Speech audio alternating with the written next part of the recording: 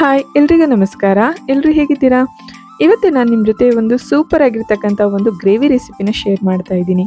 ಕ್ಯಾಪ್ಸಿಕಮಲ್ಲಿ ನಾವು ಹಲವಾರು ರೀತಿಯಲ್ಲಿ ಮಸಾಲೆ ಎಲ್ಲ ಹಾಕಿ ಪಲ್ಯ ಥರ ಅಥವಾ ಗೊಜ್ಜು ಥರ ಮಾಡ್ತಾ ಇರ್ತೀವಿ. ಆದರೆ ಈ ರೀತಿ ಒಂದ್ಸಲ ಕ್ಯಾಪ್ಸಿಕಮ್ ಗ್ರೇವಿನ ಟ್ರೈ ಮಾಡಿ ನೋಡಿ, ತುಂಬಾ ಟೇಸ್ಟಿಯಾಗಿರುತ್ತೆ. ಹಾಗೆಯೇ ಇದನ್ನು ಮಾಡ್ಕೊಳ್ಳೋದು ಕೂಡ ತುಂಬಾ ಈಸಿ, ತುಂಬ ಟೈಮ್ ಕೂಡ ಬೇಕಾಗಲ್ಲ. ಹಾಗೆಯೇ ಇದು ಲಂಚ್ ಬಾಕ್ಸಿಗಿರ್ಬೋದು, ಮಕ್ಕಳುಗಳಿಗೆ ಅಥವಾ ಬ್ಯಾಚುಲರ್ಸ್ಗಂತೂ ಒಂದು ಒಳ್ಳೆ ರೆಸಿಪಿ ಅಂತಲೇ ಹೇಳ್ಬೋದು. ಇದನ್ನು ಹೇಗೆ ಮಾಡೋದು ಅಂತ ಹೇಳಿ ನೋಡೋಣ. ಯಾರೆಲ್ಲ ನನ್ನ ಚಾನಲ್ನ ಸಬ್ಸ್ಕ್ರೈಬ್ ಮಾಡ್ಕೊಂಡಿಲ್ಲ, ಸಬ್ಸ್ಕ್ರೈಬ್ ಮಾಡ್ಕೊಳ್ಳಿ. ಇದನ್ನು ಮಾಡೋದಕ್ಕೆ ಮೊದಲನೇದಾಗಿ ನಾನಿಲ್ಲಿ ಒಂದು 3-4 ಸ್ಪೂನಷ್ಟು ಕಡಲೆ ಬೀಜನ ಚೆನ್ನಾಗಿ ರೋಸ್ಟ್ ಮಾಡ್ಕೊತಾ ಇದ್ದೀನಿ. ಈ ರೀತಿ ಒಂದು 5 ನಿಮಿಷನಾದರೂ ಇದನ್ನು ಚೆನ್ನಾಗಿ ರೋಸ್ಟ್ ಮಾಡಿಕೊಂಡು ಇದು ಕಂಪ್ಲೀಟಾಗಿ ಆರೋದಕ್ಕೆ ಬಿಡಬೇಕಾಗುತ್ತೆ. ಈ ರೀತಿ ಇದು ತಣ್ಣಗಾದ್ಮೇಲೆ ಇದನ್ನು ಒಂದು ಮಿಕ್ಸಿ ಜಾರ್ಗೆ ಹಾಕ್ಕೊಂಡು ಇದನ್ನು ಸ್ವಲ್ಪ ತರ್ತರಿಯಾಗಿ ಪೌಡ್ರ್ ಮಾಡ್ಕೊಬೇಕು. ಇದಕ್ಕೆ ನೀವು ಸಿಪ್ಪೆ ತೆಗಿಬೇಕು ಅಂತ ಏನಿಲ್ಲ, ಹಾಗೆಯೇ ಕೂಡ ಹಾಕಿ ಇದನ್ನು ಸ್ವಲ್ಪ ಪೌಡ್ರ್ ಮಾಡಿ ಇಟ್ಕೊಳ್ಳಿ. ಈಗ ಇಲ್ಲಿ ನಾನು ಒಂದು ಸ್ವಲ್ಪ ಸಣ್ಣಗೆ ಹೆಚ್ಚಿರ್ತಕ್ಕಂಥ ಒಂದು 3 ಕ್ಯಾಪ್ಸಿಕಮ್ನ ತೊಗೊಂಡಿದ್ದೀನಿ. ನೀವು ಎಷ್ಟು ಗ್ರೇವಿ ಮಾಡ್ತಾ ಇದ್ದೀರಾ ಅಂತ ನೋಡಿಕೊಂಡು ಆ ಒಂದು ಕ್ವಾಂಟಿಟಿಗೆ ಎಷ್ಟು ಬೇಕು ಅಂತ ನೋಡಿ ತಗೊಳ್ಳಿ. ಇದ್ರ ಜೊತೆಗೆ ನಾನಿಲ್ಲಿ ಸಣ್ಣಗೆ ಹೆಚ್ಚಿರ್ತಕ್ಕಂಥ ಈರುಳ್ಳಿನ ಕೂಡ ತೊಗೊಂಡಿದ್ದೀನಿ. ನಾನಿಲ್ಲಿ 2 ಈರುಳ್ಳಿನ ಈ ರೀತಿ ಹೆಚ್ಚಿ ಅದನ್ನು ಬಿಡಿಯಾಗಿ ಮಾಡಿಟ್ಕೊಂಡಿದ್ದೀನಿ. ಇದ್ರ ಜೊತೆಗೆ ನಾನು ನೆಕ್ಸ್ಟ್ ಏನು ನಾವು ಆಗಲೇ ಪೌಡ್ರ್ ಮಾಡಿ ಇಟ್ಕೊಂಡಿದ್ವಲ್ಲ ಕಡಲೆ ಬೀಜ, ಅದನ್ನು ಕೂಡ ಇದಕ್ಕೆ ಹಾಕೊಬೇಕಾಗುತ್ತೆ. ನೆಕ್ಸ್ಟ್ ಇದಕ್ಕೆ ಸ್ವಲ್ಪ ಮಸಾಲ ಪೌಡ್ರ್ಗಳನ್ನ ಹಾಕೊಳ್ಳೋಣ. ಇದಕ್ಕೆ 1-2 ಸ್ಪೂನಷ್ಟು ಧನಿಯಾ ಪುಡಿನ ಹಾಕ್ಕೊಳ್ಳಿ. ನೆಕ್ಸ್ಟ್ ಇದಕ್ಕೆ ನಾನು ಒಂದು ಸ್ವಲ್ಪ 1/4 ಟೇಬಲ್ ಸ್ಪೂನಷ್ಟು ಅರಿಶಿನ ಪುಡಿನ ಕೂಡ ಹಾಕ್ಕೊತಾ ಇದ್ದೀನಿ. ಹಾಗೆಯೇ ಇದಕ್ಕೆ ಖಾರಕ್ಕೆ ಎಷ್ಟು ಬೇಕು ಅಂತ ನೋಡಿಕೊಂಡು ಸ್ವಲ್ಪ ಖಾರದ ಪುಡಿನೂ ಕೂಡ ಸೇರಿಸ್ಕೊಳ್ಳಿ. ಇದಕ್ಕೆ ಹಸಿರು ಮೆಣಸಿನ್ಕಾಯಿ ಎಲ್ಲ ಏನು ಯೂಸ್ ಮಾಡಿಲ್ಲ, ಖಾರದ ಪುಡಿ ಎಷ್ಟು ಬೇಕು ಅಂತ ನೋಡ್ಕೊಂಡು ಹಾಕ್ಕೊಂಡು ಇದಕ್ಕೆ ಒಂದು 1/4 ಟೇಬಲ್ ಸ್ಪೂನಷ್ಟು ಗರಂ ಮಸಾಲನೂ ಕೂಡ ಸೇರಿಸ್ಕೊಳ್ಳಿ. ಈ ರೀತಿ ಮಸಾಲ ಪೌಡ್ರ್ಗಳನ್ನೆಲ್ಲ ಹಾಕಾದ್ಮೇಲೆ ಇದನ್ನು ಚೆನ್ನಾಗಿ ಮಿಕ್ಸ್ ಮಾಡ್ಕೊಬೇಕು. ಇದಕ್ಕೆ ಉಪ್ಪನ್ನ ಏನು ಸೇರಿಸೋದಕ್ಕೆ ಹೋಗಬೇಡಿ. ಇದನ್ನು ಚೆನ್ನಾಗಿ ಮಿಕ್ಸ್ ಮಾಡಿಕೊಂಡು ಒಂದು 5 ನಿಮಿಷನಾದರೂ ಇದೆಲ್ಲ ಚೆನ್ನಾಗಿ ಮ್ಯಾರಿನೇಟ್ ಆಗೋದಕ್ಕೆ ಬಿಡಬೇಕಾಗುತ್ತೆ. ಈಗ ನೆಕ್ಸ್ಟ್ ನಾವು ಇದನ್ನು ಒಂದು ಒಗ್ಗರಣೆ ಹಾಕೊಳ್ಳೋದಕ್ಕೆ ಅಂತ ಹೇಳಿ ನೋಡೋಣ. ಇದಕ್ಕೆ ನಾನಿಲ್ಲಿ ಒಂದು ಬಾಂಡೆಗೆ ಒಂದು 2-3 ಸ್ಪೂನಷ್ಟು ನಾನು ಎಣ್ಣೆನ ಹಾಕೊತಾ ಇದ್ದೀನಿ. ಈ ಒಂದು ಗ್ರೇವಿಗೆ ನೀವು ರೆಗ್ಯುಲರ್ ಆಗಿ ಯಾವ ಎಣ್ಣೆ ಯೂಸ್ ಮಾಡ್ತೀರಾ ಅದನ್ನಾದ್ರೂ ಮಾಡ್ಬೋದು, ಅಥವಾ ಸಾಸಿವೆ ಎಣ್ಣೆ ಅದರಲ್ಲಾದ್ರೂ ಕೂಡ ತುಂಬ ಟೇಸ್ಟ್ ಚೆನ್ನಾಗಿರುತ್ತೆ.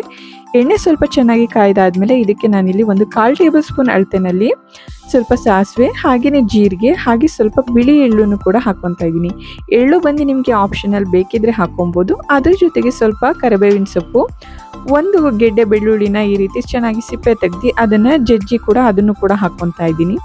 ಈ ಒಂದು ಮಸಾಲೆನ ನಾವು ಚೆನ್ನಾಗಿ ಎಣ್ಣೆಯಲ್ಲಿ ರೋಸ್ಟ್ ಮಾಡ್ಕೊಬೇಕಾಗುತ್ತೆ. ಈ ರೀತಿ ರೋಸ್ಟ್ ಮಾಡ್ಕೊಂಡಾದ್ಮೇಲೆ ಇದಕ್ಕೆ ನಾನಿಲ್ಲಿ 1 ಟೊಮೆಟೊ ಹಣ್ಣನ್ನು ಹಾಕ್ಕೊತಾ ಇದ್ದೀನಿ. ಸಣ್ಣಗೆ ಹೆಚ್ಚಿರ್ತಕ್ಕಂಥ ಟೊಮೆಟೊ ಹಣ್ಣನ್ನು ಹಾಕ್ಕೊಂಡು ಅದು ಸ್ವಲ್ಪ ಸಾಫ್ಟ್ ಆಗೋವರೆಗೂ ಕೂಡ ಎಣ್ಣೆಯಲ್ಲಿ ಚೆನ್ನಾಗಿ ಫ್ರೈ ಮಾಡ್ಕೊಬೇಕಾಗುತ್ತೆ. ನೆಕ್ಸ್ಟ್ ನಾವು ಏನು ಒಂದು 5 ನಿಮಿಷ ಅದನ್ನು ನೆನೆಯೋದಕ್ಕೆ ಅಂತ ಹೇಳಿಬಿಟ್ಟಿದ್ವಲ್ಲ, ಕ್ಯಾಪ್ಸಿಕಮ್ ಹಾಗೆ ಈರುಳ್ಳಿ ಮಸಾಲೆ ಎಲ್ಲ ಹಾಕಿ ಅದನ್ನು ಈಗ ಇದ್ರ ಜೊತೆಗೆ ಹಾಕ್ಕೊಂಡು ಚೆನ್ನಾಗಿ ಇದನ್ನು ಎಣ್ಣೆಯಲ್ಲಿ ಫ್ರೈ ಮಾಡ್ಕೊಬೇಕು. ಇದಕ್ಕೆ ಯಾವುದೇ ಕಾರಣಕ್ಕೂ ನೀರನ್ನು ಸೇರಿಸೋದಿಲ್ಲ.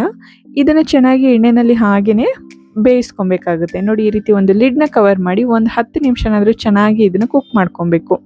ನೋಡಿ, ಈಗ ನಾವು ಏನು ಈರುಳ್ಳಿ ಎಲ್ಲ ಹಾಕಿರ್ತೀವಲ್ಲ ಅದರಲ್ಲಿ ಇರ್ತಕ್ಕಂಥ ನೀರಿನ ಅಂಶದಲ್ಲೇ ಕೂಡ ಸ್ವಲ್ಪ ಚೆನ್ನಾಗಿ ಬೇಯ್ತಾ ಇರುತ್ತೆ. ನೆಕ್ಸ್ಟ್ ಇದಕ್ಕೆ ನಾನಿಲ್ಲಿ 1/4 ಕಪ್ಪಷ್ಟು ಗಟ್ಟಿ ಮೊಸರನ್ನ ಯೂಸ್ ಮಾಡ್ತಾ ಇದ್ದೀನಿ. ಇದಕ್ಕೆ ನೀರನ್ನು ಯಾವುದೇ ಕಾರಣಕ್ಕೂ ಸೇರಿಸ್ಬೇಡಿ.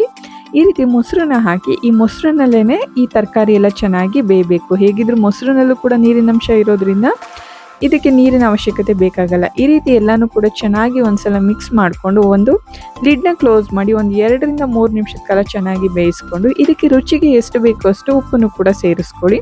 ಇದನ್ನು ಒಂದು ಸ್ವಲ್ಪ ಟೇಸ್ಟ್ ನೋಡಿಕೊಂಡು ನಿಮಗೆ ಖಾರ ಬೇಕು ಅಂತ ಅನಿಸಿದ್ರೆ ಅಥವಾ ಗರಂ ಮಸಾಲ ಏನಾದರೂ ಬೇಕು ಅಂತ ಅನಿಸಿದ್ರೆ ಈ ಸ್ಟೇಜಲ್ಲಿ ಸ್ವಲ್ಪ ಆ್ಯಡ್ ಮಾಡ್ಕೊಳ್ಳಿ. ಈ ರೀತಿ ಎಲ್ಲನೂ ಕೂಡ ಚೆನ್ನಾಗಿ ಮಿಕ್ಸ್ ಮಾಡ್ಕೊಂಡಾದ್ಮೇಲೆ ಒಂದು ಲಿಡ್ನ ಕವರ್ ಮಾಡಿ ಒಂದು 2 ನಿಮಿಷನಾದರೂ ಇದನ್ನು ಚೆನ್ನಾಗಿ ಬೇಯಿಸ್ಕೊಬೇಕು. ಈ ಮೊಸರಲ್ಲಿ ಇರ್ತಕ್ಕಂಥ ನೀರಿನ ಅಂಶದಲ್ಲೇ ಕೂಡ ಚೆನ್ನಾಗಿ ಎಲ್ಲ ತರಕಾರಿಗಳೆಲ್ಲ ಬೇಯುತ್ತೆ. ಈ ಕ್ಯಾಪ್ಸಿಕಮಲ್ಲೇ ಕೂಡ ಇನ್ನೂ ಹಲವಾರು ರೀತಿಯಲ್ಲಿ ಗ್ರೇವಿನ ಮಾಡ್ಕೊಬೋದು ಅಥವಾ ಡ್ರೈ ಆಗಿ ಕೂಡ ಮಾಡ್ಕೊಬೋದು. ನೋಡಿ, ಇಲ್ಲಿ ಈ ರೀತಿ ಮಸಾಲೆ ಎಲ್ಲ ಚೆನ್ನಾಗಿ ಬೆಂದಾದ್ಮೇಲೆ ಎಣ್ಣೆ ಕೂಡ ಬಿಟ್ಕೊಂಡ್ಬರ್ತಾ ಇರುತ್ತೆ. ಈ ಸ್ಟೇಜಲ್ಲಿ ನಾನು ಲಾಸ್ಟಲ್ಲಿ ಸ್ವಲ್ಪ ಕಸೂರಿ ಮೇಥಿನ ಹಾಕ್ತಾ ಇದ್ದೀನಿ. ಈ ರೀತಿ ಕಸೂರಿ ಮೇಥಿನ ಹಾಕಿ ಚೆನ್ನಾಗಿ ಮಿಕ್ಸ್ ಮಾಡಿ ಸ್ಟವ್ ಆಫ್ ಮಾಡಿಕೊಂಡು ಲಾಸ್ಟಲ್ಲಿ ಬೇಕಿದ್ರೆ ನಿಮಗೆ ಕೊತ್ತಂಬರಿ ಸೊಪ್ಪನ್ನು ಕೂಡ ಆ್ಯಡ್ ಮಾಡ್ಕೊಬೋದು. ಈ ಒಂದು ಗ್ರೇವಿ ಬಂದು ಚಪಾತಿ ಜೊತೆಗಂತೂ ಕಾಂಬಿನೇಷನ್ ತುಂಬಾ ಚೆನ್ನಾಗಿರುತ್ತೆ. ನೀವು ಕೂಡ ಈ ರೆಸಿಪಿನ ಮನೆಯಲ್ಲಿ ಟ್ರೈ ಮಾಡಿ, ತುಂಬ ಟೇಸ್ಟಿಯಾಗಿರುತ್ತೆ. ಐ ಹೋಪ್ ನಿಮಗೆ ಈ ವಿಡಿಯೋ ಇಷ್ಟ ಆಗಿದೆ ಅಂತ ಹೇಳಿ ಭಾವಿಸ್ತೀನಿ. ಈ ವಿಡಿಯೋ ಇಷ್ಟ ಆಗಿದ್ರೆ ಈ ವಿಡಿಯೋನ ಲೈಕ್ ಮಾಡಿ, ಶೇರ್ ಮಾಡಿ, ಹಾಗೆಯೇ ಕಮೆಂಟ್ ಮಾಡಿ. ಎಲ್ರಿಗೂ ಕೂಡ ತುಂಬ ಧನ್ಯವಾದಗಳು.